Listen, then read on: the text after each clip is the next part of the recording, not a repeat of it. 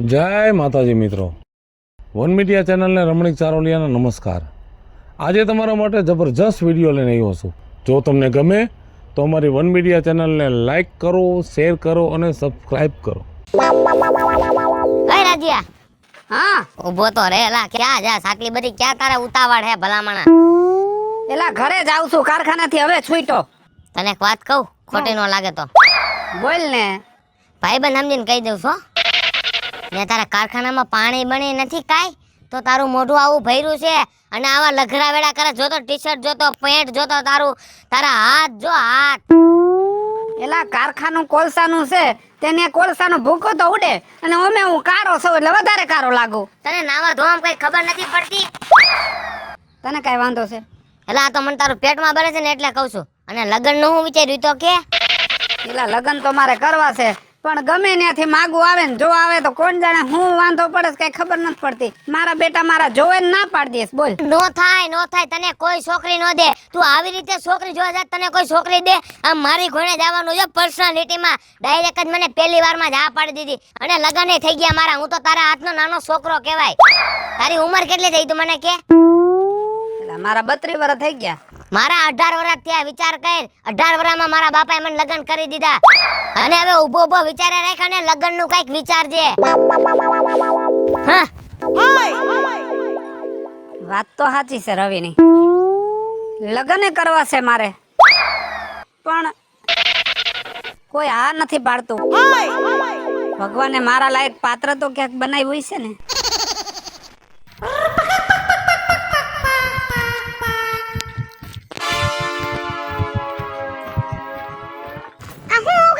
ધોઈડી આવસ અને ગામમાં ક્યાં સંપલા પહેવાની જરૂર છે? સાચી વાત છે. તારામાં તો કોઈ દી અક્કલ નો છાંટો નહીં આવે. વીજળી એ 40 વર્ષની થઈ, હવે તો કઈક અક્કલ નાય, ખામાં નાય પાછી વઈ. એમ કહું છું, આ જો આ જબો તારો એક અઠવાડિયે થી આને આ જબો પહેરો છે અને ડુંગળી લેવા ગઈ હોઈસ ને, આમ જોજી આમાં ડુંગળી લેવા જવાય, થેલી લઈને જવાય અને ઉઘાડા પગે જ્યાં હોય ને ધોઈડી જાસ. તારામાં 5 કાની અક્કલ નથી. આમાં તને કોણ લેવા આવે? આમ જોતો ખરી 40 વર્ષની થઈ અને હું 20 વર્ષની, તારાથી અડધી ઉંમરની છતાંય જો પાણી ગઈ વ્યવસ્થિત હારે. હું સમજણી થઈ ને તેદુરી તને આ ગામમાં જોઉં, પણ તું આવી દેખાસ ઢગો. સગાવારીની થાતી નહીં, જાજુ બોલતી નહીં, અને બોલવું હોય તો હજી પેલા બોલી લે, પણ હું ચાલુ થાવ ને એટલે બંધ થઈને ઊભી રહેજે. ઢગો તારી માં, સગાવારીની થામા. પૈણી ગઈ તો તે ક્યાંય પાકિસ્તાનની બોર્ડર જીતી લીધી છે. હવે તારે તો છોકરા જણવાના છે ને, તો જણવા માંડ ને, તારું ઘર હાસાય. મારી ઉપાધિ કરમાં ને મારી પંચાયત કરતી નહીં અને મને આડા આવરું બોલતી ને, સમજી? મારુંય થઈ જાહે. ભલે હું ઢગો થઈ, ભલે 40 વર્ષની થઈ અને કદાચ ભલે 50 વર્ષની થઈ જાવ, મને ભગવાન માથે ભરોસો છે. આજ નહીં તો કાલ મારા જોગું ઠેકાણું મોકલશે ને મારું બંધાઈ જાય. મારી ઉપાધિ રેવા દે ને તું તારું કર. ક્યાંક એવું ન થાય કે કોકના ઘર બંધાવવાની સલાહ્યું દેવામાં તારું તૂટી જાય. લે મને તો એમ થયું કે તું મારી બેનપણી છો, બે હારી સલાહ દો. તું તો વળી હામી ફૂક મારસ. મને એવું લાગે છે આખી જિંદગી તારામાં હેને કઈ સુધારો નહીં આવે. મારે હું તારે કરવું હોય એમ કર. હું તો આખા ગામમાં ન કરે કહું છું, આવડી મોટી ઢાંઢી ને તોય રહી ગઈ વાંઢી. મારે હું મારા બાપનું હું જાય એમાં? તારા બાપનું કાઈ નથી જાતું તો કોણ દોઢીની કરે છે કે ભાષણ કરી બેતીની પેસો.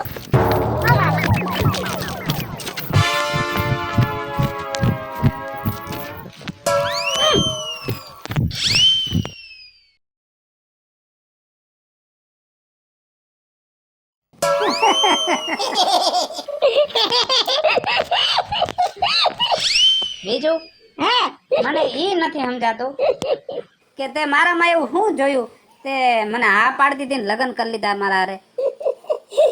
એમાં આ પાડવાની શું હોય? મારા લેખ તમારી હારે લખાણ હતા. નકર જો મને કેટલાય છોકરા જોઈને હોઈ ગયા, એને એકે મને હા નો પાડી, પણ આજ મને સમજાઈ ગયું કે ઈ હું કામ આ એકે નો પાડી. હું તમારા નસીબમાં હતી એટલે ઈ બધાએ મરી ગયા, મને ના પાડી. હું કહું છું હા અને મને આજ સમજાઈ ગયું.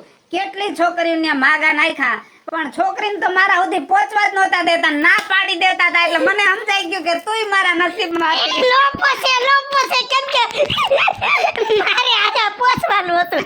હું શું કહું છું, હા તમારે શું ખાવું છે? જો બીજું તે મારા હારે લગ્ન કર્યા ને 2 મહિના થયા. અત્યાર સુધી મેં કીધું તારે જે ખાવું હોય ને ઈ રાંધી લેવાનું, કેમ કે મારું જેટલું આ ઘર છે એટલું જ તારું છે. તું જે ખાઈશ હું ખાઈ લઈશ. આ પકડો. તમે કેવા હારા છો. લાવો. પહેરવા તો દે મને. તમારે નો પહેરાય. નંબર વાળા છે, તમને ચક્કર આવે ને તમે પડી જાવ તો મારે તમને ઊભા કરવા પડે.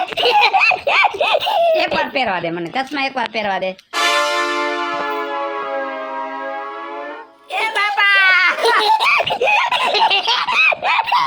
તારું મોઢું આવડું મોટું લાગતું તું ચશ્મામાં.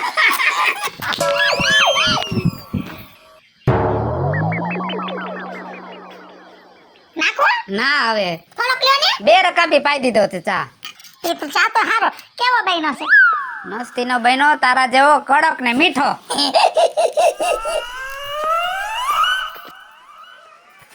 ખારા જ્યા. લે નાખે ભાઈ તમે આ ખમા માર દીકરાને. ઓવરન થાય. બેહો. જો આ તારી લાગણી છે ને એટલે જ મને એમ થાય કે હું ગામમાં આવું ને એટલે કે મારા દીકરાનું મોઢું એકવાર જોઈ આવું. હા તમે આવો છો તો મને સારું લાગે છે ને. બેહો તમે, ઊભા ઊભા બોલો નહીં. હા લે બેઠી બસ. ક્યાં ગઈ બીજુ? અહીંયા આવતો. આમ જો મારા ભાઈ આવ્યા. તમારા હગા ભાઈ એ મારા હગા ભાઈ નથી, ગામની દીકરી છે પણ મારી છઠ્ઠી કરી હતી. ઊભા થાવ ભાઈ. અરે ખમા ખમા માર વહુ ને ખમા બસ બસ બસ બાપા બસ બસ બેટા બસ બસ ખમા ઓવરના થાવ. માતાજી સદા સુખી રાખે તમને. પાણી ભરતી આવ. ઉભા રહ્યો ઉભા રહ્યો ઉભા રહ્યો. મને લે દેવા જ પડે ને, વ્યવહાર તો કરવો પડે ને. તારા લગન થયા હું કેટલી રાજી થઈ, કેટલી અરખાણી ખબર છે. હે તોય મને સમાચાર મળ્યા ગામમાંથી કે રાશિએ લગન કર્યા. પાણી લેતી આવે. બહુ હારી છે હો. બહુ ડાય છે ભાઈ. હે હા બસ બસ.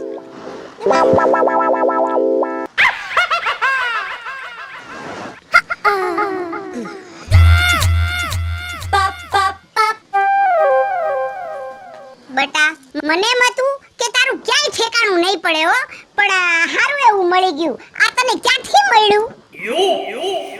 જો નકટી ભાઈ, કુદરતના ઘરનો નિયમ છે કે આપણે કારા હોય, ધોરા હોય, લૂલા હોય કે લંગડા હોય, બાડા હોય કે બોબડા હોય, જે પરિસ્થિતિમાં હોય ને એ પરિસ્થિતિને સ્વીકારવા માટે કુદરત આપણા સામે એક દિવસ લાવે જ છે. નકટીમાં વાંઢાના ક્યાંય વાળા ભરાણા છે?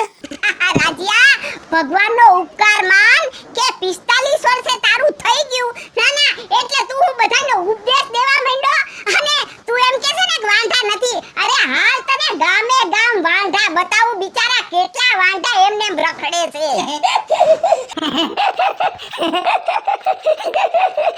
ભાઈ તમારા ભત્રીજાની વાત હાવ સાચી છે અને તમે અમને બેને એમ કહો છો ને કે હાલો ગામો ગામ દેખાડું વાંઢા કેટલા રખડે છે.